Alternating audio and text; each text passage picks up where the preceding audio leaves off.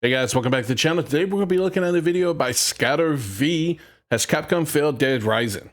Now, I'm not really a Dead Rising fan. I don't think I've ever played the game, but I am real big on censorship. And right now, Capcom has been doing that quite a bit in some of their games. Small changes, but changes nonetheless that really are so small. Why even do them in the first place? So let's go ahead and look at this video and see what he's got to say. My dudes, get your lubes. I'm back. I want to play a damn zombie game. What? What do you mean it's censored? Sorry, what? I'm assuming this is the original. Yeah, why would they do this? I guess cleavage is bad nowadays. Was I blocking your view? Seriously, this timeline sucks. Here we go again. Capcom, lacking in creativity, has decided to once again remake the cult classic called Dead Rising. However, everybody's doing these remakes. Square Enix, everybody. And the worst thing about them is they're all changing something with the game, and it almost always surrounds women in the game. They're changing the way the women are dressed or the way they're portrayed, and I think it's completely dumb. I think it hurts your product more than it helps. It turns people off, and you're just making your customer base smaller. they have taken it upon themselves to censor random that left us fans of the genre scratching our heads. All balls itch, it's a fact. On the other hand, there's a That's true. It is a fact. bunch of people defending these changes, but we all know that they're just a bunch of beta boys buying betas. Yeah, look, I mean, I quite literally couldn't care less, and I'll still be buying it. So you got beta boys like this. His words, not mine. But you got guys like this who will do this regardless, and this is why they keep doing it, because they know there's people out there that will still buy these games, and they're never going to stop censoring unless you stand up and tell them you're not going to take it, and you just don't buy the game. But a lot of people don't care about this because it's small stuff that honestly they don't care about, and they will only care about it at the point that something is changed or censored that they do care about. And then they're going to be all up in arms. And that's the problem. They're not seeing the bigger picture here. There's a bunch of people defending these changes, but we all know that they're just a bunch of beta boys buying betas, boys. I'm not a rapper. Capcom was the GOAT growing up, and I'm not gonna lie. Ooh. Their games are still doing great, but they have been great. I loved Cammy and Chun-Li growing up when I played Street Fighter 2 on the Super NES. Oh my word, I'm telling you. It was a teenage boy's fantasy, I guess, you know, but they were appealing. But they weren't like overly sexualized. It wasn't until the internet was invented that they entirely got sexualized. I mean, Rule 34, right? Gradually censoring their franchises slowly, using the Fist of the North Star method, where they slowly chip away at it. And before you know it, your favorite game's already dead. In Man, this guy's editing style, I'm telling you. Dead Rising, the main character was a man named Frank. Now, I'll admit, Frank is not some righteous figure. He's just a reporter looking for his big scoop. The game has a lot of crude humor, which makes it unique and helps break up the seriousness of killing zombies. However, Capcom could not resist making a bunch of small changes that nobody asked for. I'm not gonna get into everything, but a few things that stick out are the obvious changes to the female NPC's clothing. You can clearly see the added some stripe. Now, why would they make this change? And is her hair darker there? Those small changes, it just doesn't make any sense to me. Here. Also, the fabric on Cheryl's dress looks like silk. Again, cleavage scares people. Did they change the woman in the back by chance? But in the remaster, it appears to be what I can only assume to be Egyptian cotton. Now, probably the most controversial thing that happened was to a Chinese dude named Larry. In the original game, he was just... Oh Lord, this is the one that gets me the most, because it's okay to have stereotypes of white people, or just to have white people shown in a bad light, but it's considered racist if you do this to anybody else. Like, they changed this because they said it was racist. I don't understand how this in and of itself is racist. Do Chinese people not have crazy fat people? I mean, I don't get. Granted, I don't know the context in the game here, but really? some crazy man that was lacking a few brain cells, but for some reason they turned him into... only white people can be crazy guys lacking brain cells. The whitest Chinese dude I've ever seen. In order to not offend China, I guess. It just seems so damn pointless. You gotta ask yourself, why do they keep doing this? Is it some conspiracy or what? Well, not at all, actually. You just gotta open your eyes a bit. Because what we do know is that Capcom has its own in-house localization team. Lord God, yeah. I saw when they released this. It was horrible. Job is just to sit in a room and find shit to complain about. You know Yep. what? Fuck it, I'll prove it to you in 50 seconds for all you Minutemen out there. Everything you need to know about is on their website. It looks like they're improving on financial and non-financial value over the long term. A company not caring about money. Diversity in game developers is becoming even more important. For that reason, we have been promoting diversity and working on building a workplace where women and foreign nationals can excel. Okay. Why do you need diversity in a workforce? Why? You don't need diversity in a workforce. What you need is diversity of thought and just hiring people of merit. If the people of merit happen to be diverse, great. But going out of your way to specifically hire for diversity, what you end up, when we see this in dev teams nowadays, is what you end up with is just a bunch of activists. And what they're doing is they're putting their ideology into the game. They're changing things in the game that offends them, that they don't like. I find it stupid, and it doesn't serve the customers at all. You don't need diversity in the workforce. You don't need diversity in dev. You don't need diversity in STEM. What you need are competent people who can do their job and do it well. If it happens to be diverse, great. But if it doesn't, so what? Who cares? We have been promoting diversity and working on building a workplace where women and foreign nationals can excel. I think you guys see where this is going. I really don't see the problem with having a mostly Japanese staff in Japan and I don't see a problem with having a mostly white staff or a mostly black staff or a mostly Asian staff. Who gives a fuck? As long as they can do their job and they do it well and they produce good content. That's the thing. Get this, they even offer housing assistance for foreign workers because they don't live. What? They're moving people to Japan? Oh my God. They're that hard up on diversity that they are deliberately paying to move foreign nationals to Japan to work for them? Oh my God. Here, and they don't understand anything. Now check this out. Here is something Capcom is worried about. Risks due to countries' politics, culture, and religion.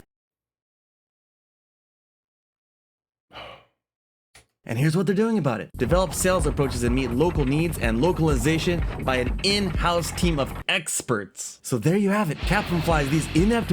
Gone are the days of just producing a product and letting it out there. Nowadays, they're so worried. This is the look. I love globalization because it allows me to get things that honestly I was never able to get before.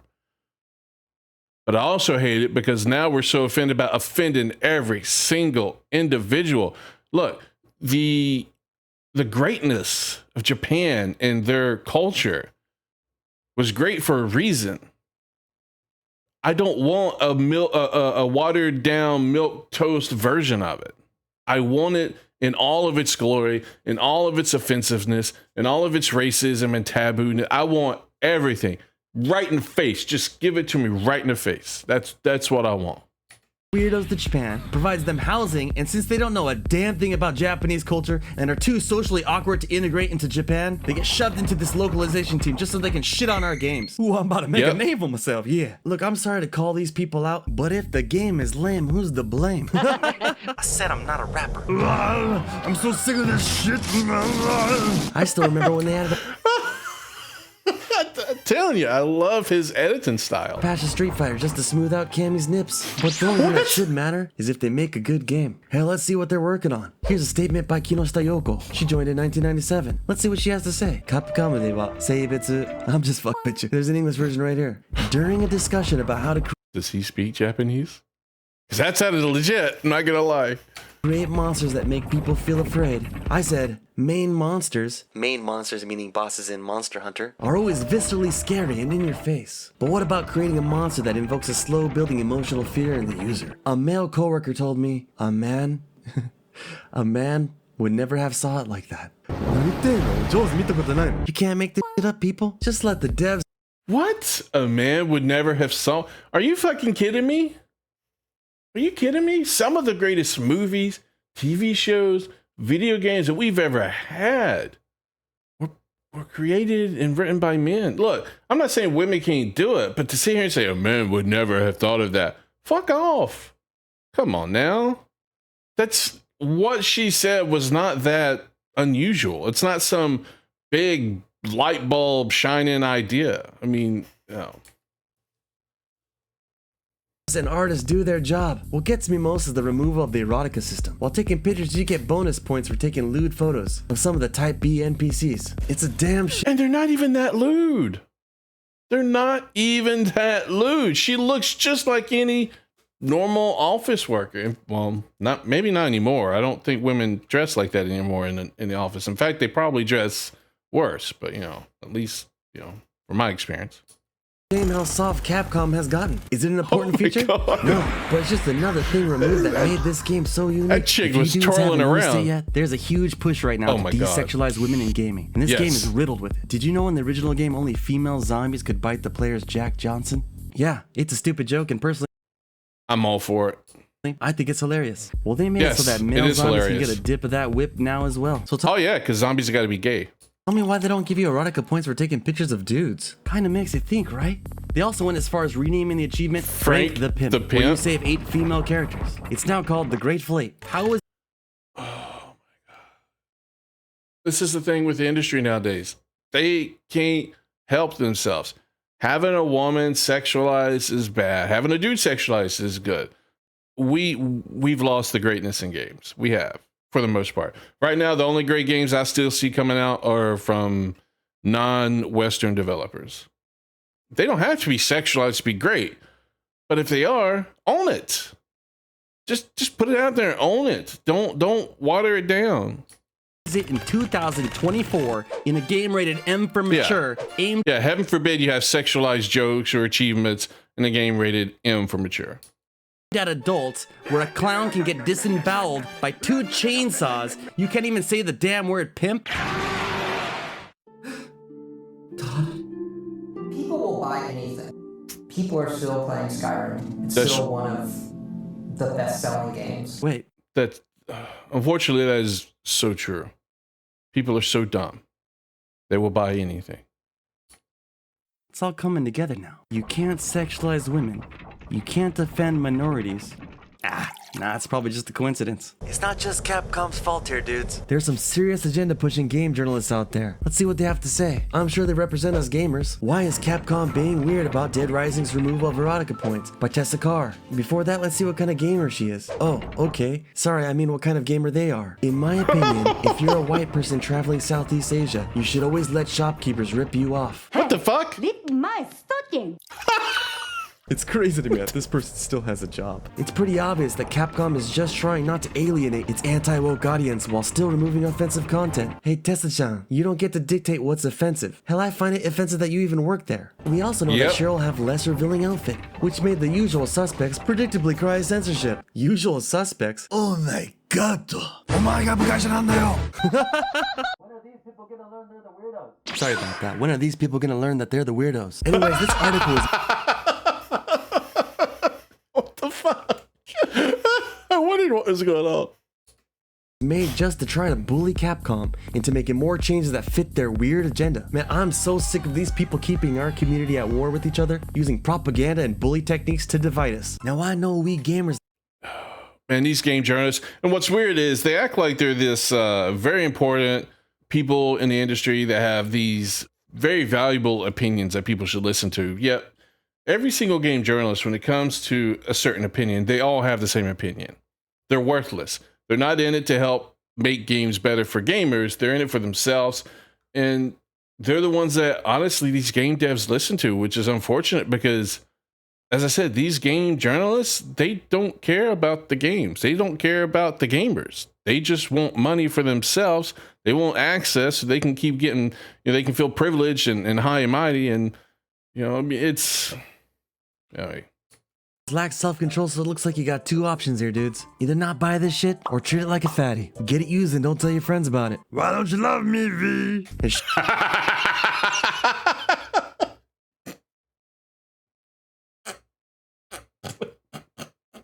Hey, hey, hey! Shame on you, Capcom, for bending the knee to these weirdos. It's cool. You can do whatever the hell you want with your games. But remember, we'll keep doing whatever the hell we want with our money. Also, What was thank that? you for the free footage. Was that Peace. from the Street Fighter movie or a different Street Fighter movie? I don't remember that in the original one.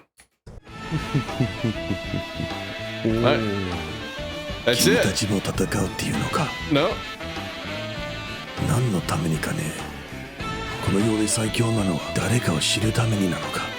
Capcom's doing it. They're all doing it. Square Enix has done it with some of their Final Fantasy remakes. I think it was Shiva, and then as you can see on the screen, Dragon Quest has been doing it. I mean, I don't know if they would have done it if Akira Toriyama was alive, but you know, they censor the character designs there, but only the female character designs, unless it's like a lizard that potentially might be confused, whatever.